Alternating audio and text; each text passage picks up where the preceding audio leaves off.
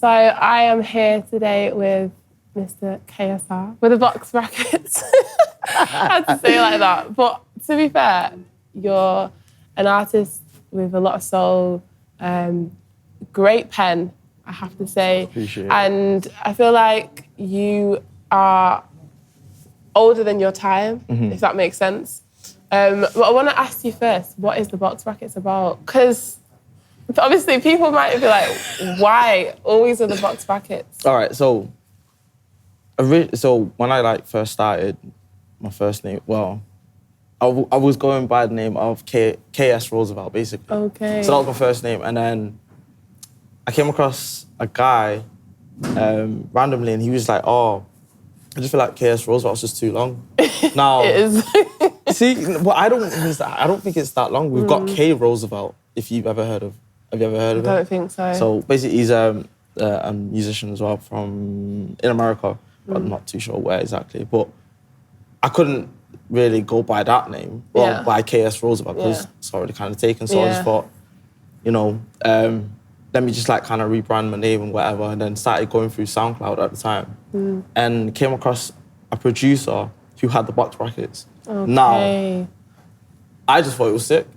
I literally just thought, wow, that just looks like a sick kind of thing, and just thought, okay, let me just use my initials of my name and slam the box brackets, but with the spaces as well. Okay, so it's basically because it needed to be short. And to be fair, it does work. It needs to be short, and it's just, I don't know, something about the name is just it's annoying, but also very, if you know it, you'll know it. Do you know what I mean? So eventually, over time, I hope people will just get to know. No, I think people already know, and it kind of makes people remember it, like you're saying, and remember the box brackets. The guy in the box brackets. I don't know about the letters. I don't know about letters, I remember the box brackets. Literally. But take us back to your childhood, have you grown up in Manchester? Yeah, born and raised in Manchester, my side. My side, okay. So, I've just grew up with 2 younger sisters, mum and dad. Are you the eldest then? Yeah, I'm the oldest. And it's just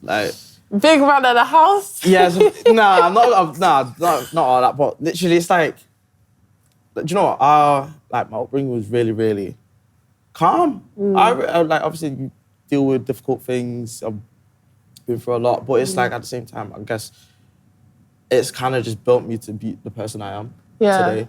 And again, relating it back to music, I've been able to talk about my life, especially on my last project as well, talking about my life a lot more and being a lot more open and allowing people to just understand who I am a little bit more as well, which has been a difficult thing, but also being emotional. Yeah, being emotional, but also just opening up just to say, this is who I am. And allowing people just to accept who I am. Accept it. Yeah. Did you have religion in your upbringing? Because I feel like your music is very soulful. Yeah, I did. Obviously, both my parents go to church. Yeah. Religion is really, really important too. Well, it's really, really, really important, but it's not. I don't follow Christianity to that degree, but that's something. What that your parents do? Yeah, again, my family really, really religious. But then I'm very, very different. I'm just. Yeah. I'm definitely in my own little world. But are your sisters the same as you? Or? Yeah, I feel like we're all quite similar in the sense we believe in God, but we also are very I don't know, it's just something about us that we're in touch with us. Yeah, no, I understand what you mean. So that's why I felt that your music had a lot of soul in it. And to be fair, that I think helps people connect to your music. Because a lot of people aren't religious, but because you've got that soulful aspect in your music, it helps people kind of connect to it even more. 100%. And honestly. I feel like having faith alone just allows me to, get on and make me feel like I'm achieving something every single day, and not just within music, but also within my own personal life, and making sure that I'm good, my family's good, my friends are good. Yeah. So growing up in my side, obviously you're a singer. I don't know if you're a rapper as well, but no. Some people have got their I'll tell you the truth. I will tell you the truth. I cannot spit. Okay. to save my life. Like, Okay. And King Kai can Yeah. confirm it. Okay. 100%. He's been there when we've been in Have the you studio. ghostwrote for anyone? Yeah. Okay. I've ghostwritten for a few people. Okay, King Kai. cool. Yeah. But yeah, it's like, it's a weird one. Like, I feel like I like to say I can spit, but I just know. You just know. Nobody's going to read it. Okay. But give me time. Okay. And then something might just unfold. But yeah. But yeah, so like being a singer, growing up in Moss Side, I feel like we've not really had a heavy R&B soul culture in Manchester. I feel like, well, now maybe, but I feel like more time back then it was more grime and more, you know, rap MCs. And there wasn't really even producers really in Manny making R&B or soulful beats. So how did you kind of actually get into actually starting to make the music? Well, I say I was maybe 16, 17. I kind of just, I remember, basically I linked up with a friend of mine and he just told me to come to the studio around when we was like 16, 17. And at the time I had not been, I've not been in a studio before. I've not really understood the kind of setting. Yeah. And he just like said, I just want you to just sing a little melody. Okay, you've never been in a studio before? No, not really at that time. So I kind of like left just wanting to do it again. Okay. But at the that time, taste. Yeah, just had a little taste of it and I was like, okay, cool, this is sick. And then I just kind of went home just wanting to just learn about recording first, because obviously that was the only thing I really knew I could do. So I did that, kind of put a tape together and then put it out on SoundCloud. Now I was doing that for like a few months. And then Connie found, well, not even found, but like kind of like got a hold of my music and then hit me up. Okay. Did you know him at the time? No. Or? Oh, wow. I didn't know who Connie was. Like, I actually did not know who Connie was crazy. to that degree. Yeah, okay. Do you know what I mean? So it was like, for me, I was like, all right, cool. I don't know who this guy is, but he's like giving me an arm. So I appreciated it from there, really. And then had a show. But yeah, like had a show, met up with him. And then from there, it was like, all right, cool. Like, I was trying to find my sound. I was doing so many like different styles of music, from like R&B to soul, ballads, you know, and I really did feel comfortable within all of them, but it was very much like I knew like R&B was just my bag. That was your thing. Yeah, so like being around, and especially like being around Zeus as well, like I really did know that R&B and soul was like, that was just... That was your comfort, and that's the thing that brought you the most joy. And then so you was releasing on SoundCloud, and then to what point did you think, okay, I need to take this like up a notch, like, I need to take this to other bits, not just the SoundCloud era? It was, I think I had a song called Her. Yeah. So when I had... And you used to put like, did girls just send you, did girls just send you pictures, or did you just... So, nah, it was basically like, quite a lot of them were my friends, so it was like, you know, I'm just gonna appreciate my friend. That's why not? Like, it was just one of those things. Like back then, like when I think of it now, it's like, wow, I was just putting like all my friends, all your friends, just pictures as the covers. Yeah, as the covers. Like, why not? No, but I think that worked as well. Yeah, no, it really did. But like, I felt like with Her as well, like that was the only song we didn't actually. We just had a cover of a Rose. But like, eventually, like, I really noticed that song was like it was picking up on SoundCloud, and I thought, you know what, I'm gonna actually upload it onto Spotify and iTunes. Again, I didn't know what was the outcome really gonna be, but it was just like I just had to take the risk and just see what life is like on that kind of side. You know what I mean? So yeah, I think it's worked well that you've had. It's weird because I feel like you've been doing music for time, but at the same time, it's not. Because you released Unfiltered and then Take Control. Yeah. And then obviously Peace and Harmony, projects like Peace and Harmony is the latest drop. So how do you think you've changed, like your sound has elevated in? I feel like my sound has changed like a lot. I feel a lot more comfortable like going into studios and like speaking, like, and actually sitting down with a producer and be like, oh, cool, I want this sound, I want this kind of element, I want this part of the song to feel this type of way because maybe what I'm saying or what the pen's really saying. You didn't feel that comfortable before? No, I wasn't. I wasn't comfortable. Like I wasn't comfortable to kind of like say this is my sound. Like I felt like I was like following a crowd a little bit. Oh, really? Honestly, I really did that. I was really in my what head. crowd? Like, I don't know. Like it was just like what was the popular sound? And you didn't feel like you could do you? Yeah, and honestly, like it was really, really hard because I felt like I was just battling myself for a long time, and then COVID hit. Okay. And when COVID hit, for me, like honestly, like I used it. I thought it was a blessing, but I was also like, obviously there was a lot of the downfalls pros to it. And cons, there's pros and cons to it, but it's very much like I learned to just like to be in that space. Like when I was in COVID, obviously I was just very much in my own head, but also just learning about my style again and understanding what is it that I actually want to like put out now. Like what are the stories and what is the message that I'm trying to tell, you know. Trying to tell people. Really, just trying to tell people like right now. So it's like I'm, again, trying to just be in that open space to just say whatever and just be comfortable.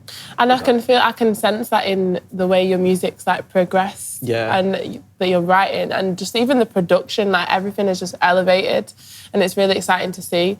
And I feel like with Peace and Harmony and like obviously all the other things you're doing, like the show, like talk to us about the show. Nah, the show obviously. Well, the shows even. Well, show, yeah, that's, you know what, shows obviously right now I'm just not obviously just focused on the headline, but it's one that's really, really important. They're all important. Let me actually be real. They're all important, but the one that's really like just I'm having like a tug war right now is with the Manchester one because I'm battling with the fact that I don't know if are people going to turn up. Like, you know what? It is like that thing, like in your own city, you never know if the support is going to... You never know what's going to happen. But also, like, it's mad because, like, even, like, recently, like, I got a DM off Cressy Beats. Mad. And he just, like, he basically just said to me, like, there's no point of worrying. Basically telling me, stop worrying. Just relax. Like, the scene is here to support you. Yeah. Just all you gotta do is just deliver on the day. And you know it gave me so much relief, like just to be like, okay, cool, I'm gonna relax for a few days. Yeah. I know I'm still gonna think about it. You're still gonna think about it, but chill. He made me relax and it just made me think, all right, cool, all I gotta do is just deliver on the day, really and truly. So I feel like with Manchester anyway, like people are just last minute, so there's not really much to worry about. Yeah. Like you just gotta think it doesn't really matter like who's there. Whoever's there is it's important. Honestly, whoever's there, honestly, like it's gonna be overwhelming for me because the last time I performed in my own city and it was a headline show was like 3 years ago. So like it's gonna be overwhelming. A lot has changed in the way like I've developed, the way how I've performed. Everything's just kind of changed now. So obviously the show's coming up. What else? Like what does the future hold for you for KSR? Like what kind of, because you've grown so much and I feel like what do you kind of want to achieve? Not setting any goals because I feel like it's always weird to set actual goals. I mean, I don't think it is. I honestly don't feel like there's any problem like setting goals because I mean for me like I feel like that's the only way I'm like kind of driven. If I set myself a goal and I achieve the target, like maybe by a time limit is what I'm maybe in my head. But I feel like sometimes, especially with this game, you can't put a time limit onto it. Yeah. It's like you're either in it and you just take what's coming, or if you're not, then you're right. I do not believe that you can be half-hearted with this game because it really is not. No, you got to have your heart fully in it. Yeah, 100%. Yeah, and I like the fact that your heart is in it and you can feel that in your music. Are you doing any festivals? Yeah, I'm doing a few festivals. Got We Out Here. Oh, that's crazy. I got Gotwood, which is in Wales, doing a headline drum and bass festival there. Bits and bobs. Yeah, bits and bobs. Like I'm about this summer. Which do you think you're gonna do it? This might be too soon, but like an album. Or do you think that's too soon? Because you've done a few projects now. I've done a few projects. People know your music, they know you, and you've got a strong fan base. You've got a strong following. All right, then. Here's a question to you then. Do you feel like it's time for an album? I do. Like, I do feel like it's time because I feel like, yeah, that's all I'm going to say. I do feel like it's time. I feel like it would be great to see that body of work. And I feel like where music sometimes gets lost in singles and an album is a But do you know, I also feel like music can get lost within albums too. It can, and it's like... It can.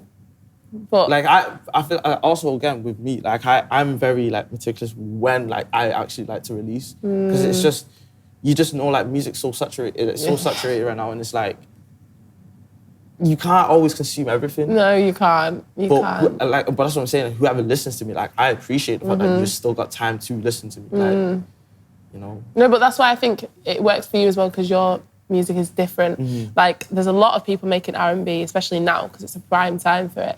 But your sound is different to a lot of the men making R&B or soul music in the UK. So that's what I think. It's album time. I'll take it on board. But I'm not gonna lie, I've been working. There is a body of work. Yeah. Well, a few bodies of work. So. Okay. I wanted to ask you as a last question, what is one thing that people probably don't know about you? I'm like 5'6".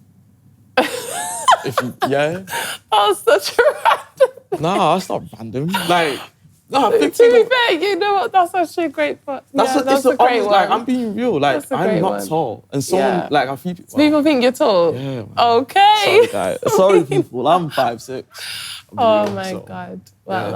Well, thanks for joining me, and I'm excited to see how you grow and how your music elevates. And I want to see who you're gonna collab with, because I like the collabs you've done. Yeah. Do you know what? The collabs, like especially the people that I would like to work with, especially within the scene. I feel like it's gonna happen very, very, very soon. Because there are a few people that I would like to work with. Yeah. Nina. Yeah. Like Amy Fox, like so many more. It's gonna happen. Yeah, definitely. I'm excited. Thanks for joining me. No, thank you.